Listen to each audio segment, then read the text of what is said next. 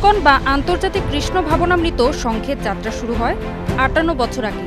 বর্তমানে বিশ্বের প্রায় শতাধিক দেশে ইসকনের অস্তিত্ব রয়েছে, যার মধ্যে ইউরোপে আছে ১৩৫টি কেন্দ্র, এশিয়ায় ৮০টি, অস্ট্রেলিয়ায় ১০টি, উত্তর আমেরিকায় ৬৮টি, দক্ষিণ আমেরিকায় ৬০টি এবং আফ্রিকায় আছে ৬৯টি কেন্দ্র।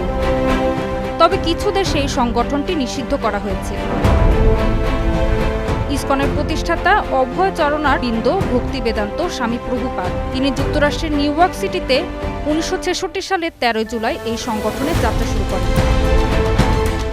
ইসকন মূলত বৈষ্ণব ধর্মের একটি অংশ এবং ভগবান কৃষ্ণকে কেন্দ্র করে তাদের ধর্মীয় ও আধ্যাত্মিক কার্যক্রম পরিচালিত হয়। ভক্তিযোগ বা কৃষ্ণ ভাবনামৃত সংস্কৃতি হাজার বছর ধরে শুধুমাত্র ভারতবর্ষের মধ্যেই সীমাবদ্ধ ছিল। তবে সময়ের ব্যবধানে বিশ্বের বহু দেশে সম্প্রসারণ ঘটেছে সংগঠনটির। সাবেক সোভিয়েত ইউনিয়নে ১৯৭০ এবং ১৯৮০-র দশকে ইসকনকে নিষিদ্ধ করা হয়েছিল। তবে ১৯৯১ সালে সোভিয়েত ইউনিয়নের পতনের পর ইসকন রাশিয়া এবং অন্যান্য প্রাক্তন সোভিয়েত রাজ্যে কাজ করতে সক্ষম হয়। চীনে ইসকনের কার্যক্রমের অনুমতি নেই। ইসকন সহ বিদেশি ধর্মীয় গোষ্ঠীগুলোকে প্রকাশ্যে কাজ করার অনুমতি দেওয়া হয় না দেশটিতে। মালয়েশিয়াও নিষিদ্ধ ইসকন। দেশটিতে ইসকনের বিরুদ্ধে প্রকাশ্যে ধর্মান্তরকরণের অভিযোগ আছে।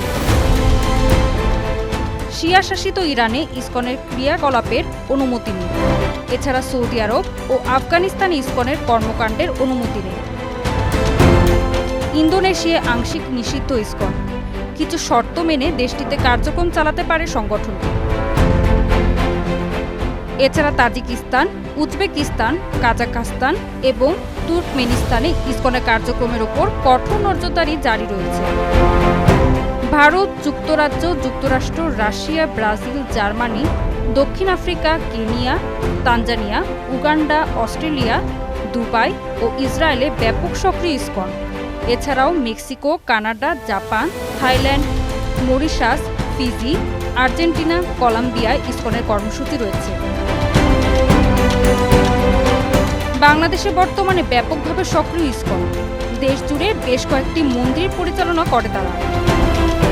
৭০-এর দশকের শুরুতে এদেশে সংগঠিত কার্যক্রম শুরু হয়।